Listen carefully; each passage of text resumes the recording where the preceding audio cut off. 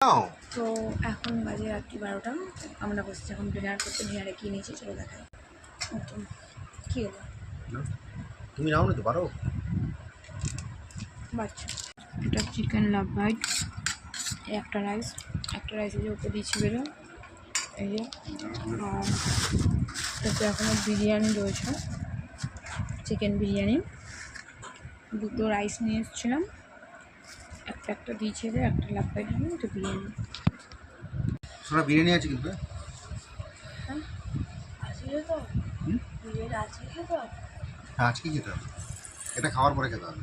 তো চলো আমরা ডিনারটা কমপ্লিট করবো। অনেকটা রাত হয়ে গেছে, আমি যেন ফ্রেশও হইনি, ভালো লাগছে না।